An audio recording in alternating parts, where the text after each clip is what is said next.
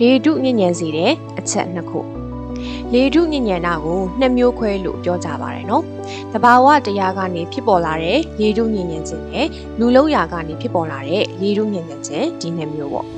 နံပါတ်1ကတော့လေထုထဲမှာမကောင်းတဲ့အမှုန်မွားတွေပြည့်နှက်များပြားလာတာက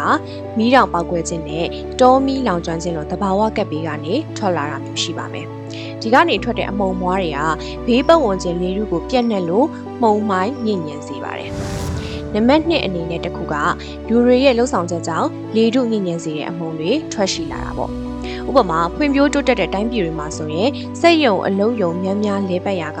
လောင်ကျွမ်းမှုအမှုန်တွေများများထွက်လာတယ်။ဒါမှမဟုတ်စွန့်ပစ်ပစ္စည်းတွေကိုပြန်အသုံးပြုဖို့မီးရှို့ရာကနေမတန့်စင်တဲ့အမှုန်မွားတွေထွက်လာတယ်။နောက်တစ်ချက်ကလူနေမှုစနစ်တိုးတက်ထွန်းကားလာရာလူနေထူထပ်ရာက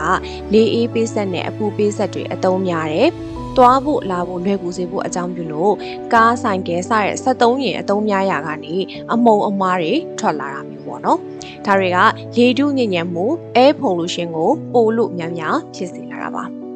တိုးတက်လို့ကောင်းမွန်ခြင်းတွေရှိသလိုသူ့ရဲ့စန့်ကျင်မဲ့အနေအထားတွေလည်းရှိပါတယ်အကောင်းအဆိုးဒွန်တွဲတယ်ဆိုသလိုပေါ့နော်လေထဲမှာရှောက်သွားနေကြတဲ့အမုံသေးသေးလေးတွေကိုတာမန်မျက်စိနဲ့မမြင်ရပါမယ်လို့များပြားတဲ့အချိန်မှာတနေရာကိုလှမ်းကြည့်တယ်ဆိုရင်မြူဆိုင်နေတယ်လို့မိโกငွေတစ်ခုခုအုပ်နေတယ်လို့မှုံမွားတာမြင်ရပါတယ်လေထုထဲမှာဖုံမှုတ်ကြက်ခိုမိโกငွေတွေများနေတယ် gas တန်းငွေတွေလို့ပြောရမယ်ကာဗွန်နာအောက်ဆိုက်ဆာလ်ဖာဒိုင်အောက်ဆိုက်နဲ့အိုဇုန်းဓာတ်တွေများနေမယ်အဆိပ်သင့်စေတတ်တဲ့ chemicals တွေများနေတယ်စတာတွေကနေအမုံအမွားများများထွက်ရှိလာလို့ပတ်ဝန်းကျင်လေးတွေကိုပိတ်ဖုံးစေတာဖြစ်ပါတယ်